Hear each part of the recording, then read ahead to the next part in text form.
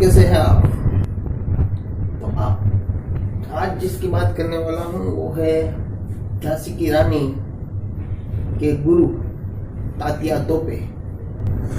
शायद ही आप कोई उसको पहचानते होंगे, लेकिन तात्या तोपे जो पहले झांसी की रानी के गुरु थे और स्वयं क्रांतिकारी योद्धा थे जिसने महान कार्य किए हैं, उसके बारे में थोड़ा सा आपके लिए जानकारी जुटा कर लाया हूँ। जो मैं आपको ये वीडियो दिखा रहा हूँ उसमें तात्या तोपे के बारे में कुछ है, तो चलो देखते हैं क्या है तात्या तोपे के बारे में।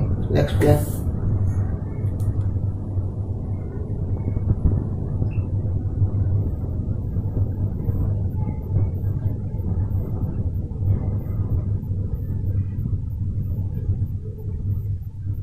तात्या टोपे ऐसे क्रांतिकारी वीर थे जिन्होंने प्रथम स्वतंत्रता संग्राम में अहम योगदान दिया।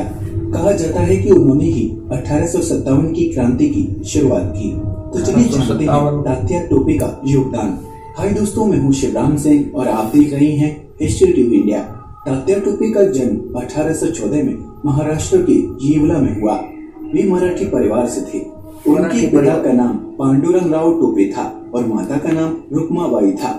उनके पिता पेशवा बाजीराव द्वितीय के दरबार में काम करने लगे। वे यहाँ गृह सभा के कार्य को संभालने का काम करते थे, लेकिन उन दिनों कुछ ऐसा हुआ जिसका किसी को अंदाजा नहीं था। दरअसल अंग्रेज अपने साम्राज्य का विस्तार कर रहे थे। इसी के चलते उन्होंने कई भारतीय राजाओं से उनके राज्य और किले छीन लिए। अंग्रेजों ने पेशवा बाजीराव से उनका राज्य छीनने के लिए युद्ध किया, जिसमें पेशवा को हार का सामना करना पड़ा। इस तरह अंग्रेजों ने उनसे राज्य छीनकर कब्जा जमा लिया। उन्होंने पेशवा को उनके ही राज्य से जाने का आदेश भी दे दिया। इसके बाद वे बिठूर चले गए। जैसा कि तात्या के पिता बाजीराव के दरबार में काम करते थे, वो उनकी करीबी और वफादार थे, इसलिए वे भी अपने परिवार के साथ बिठूर जाकर बस गए।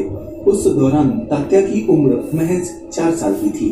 बताते हैं कि युद्ध में हारने के बाद बाजीराव को अंग्रेजों की ओर से हर साल पेंशन के तौर पर कुछ रकम मिलती थी। सैन्य प्रशिक्षण ग्रहण किया। यहाँ वह बाजीराव के दत्तक पुत्र नाना साहिब के संपर्क में आए। धीरे धीरे दोनों के बीच दोस्ती हो गई और एक समय ऐसा आया जब तात्या टोपे की पहचान नाना साहिब के दाहिने हाथ के तौर पर होने लगी। कैसे पड़ा तात्या टोपे नाम?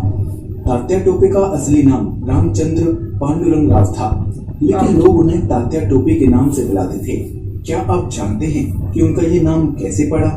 इस नामकरण की शुरुआत कुछ इस तरह हुई। जब तात्या बड़े हुए तो पेशवा ने उन्हें अपने दरबार में बतौर मुंशी पद दिया। हालांकि वे बतौर मुंशी कई जगह काम कर चुके थे। पेशवा के दरबार में तात्या ने अपने काम को मेहनत और लगन से किया। इसी दौरान उन्होंने एक भ्रष्टाचार कर्मचारी को भी रंगे हाथ पकड़ा। इस बात से खुश होकर पेशवा ने उन्हें अपनी टोपी सम्मान के तौर पर दी। इस टोपी के कारण उनका नाम तात्या टोपे पड़ गया। लोग उन्हें तात्या टोपे कहकर पुकारने लगे। कहते हैं कि उस टोपी में कई तरह के बेशकीमती हीरे जवाहरात जड़े थे। 1857 की क्रांति।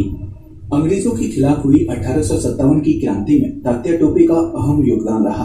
उन्होंने अपने साथी क्रांतिकारियों के साथ मिलकर कानपुर जीता। इस दौरान तात्या ने 20,000 सैनिकों की सेना का नेतृत्व करके कानपुर में अंग्रेज सेनापति विंधम और कैंपवेल को परास्त करके भागने के लिए मजबूर कर दिया। इस लड़ाई में उन्होंने अपनी पूरी जी जान लगा दी। इतना ही नहीं, तात्या ने अंग्रेजों को कई बार मुंह तोड़ जवाब दिए। कहते हैं कि इसके बाद नाना साहिब ने तात्या को अपना सैनिक सलाहकार भी नियुक्त किया। कानपुर में अंग्रेजों को पराजित करने के बाद तात्या ने झांसी की रानी लक्ष्मीबाई के साथ मिलकर मध्य भारत की ओर रुख किया। तात्या को सैन्य ज्ञान तो था, लेकिन उन्हें अभ्यास के लिए कभी मौका नहीं मिला। लेकिन जब उनका सामना हुआ तो वे गुरिल्ला तरीके से आक्रमण कर अंग्रेजों को चकमा देने में कामयाब रहे थे। हालांकि कई बार उन्हें लड़ाई में हार का भी सामना करना पड़ा, लेकिन वे कभी अंग्रेजों के हाथ नहीं आए। अंग्रेजी सेना स्वतंत्रता आंदोलन की आवाज को दबाने के लिए हर तरह के हथकंडे अपना रही थी। इसके बावजूद तात्या टोपे करीब 1 साल तक चंद सैनिकों के दम पर पूरी अंग्रेज सेना को मात देते रहे।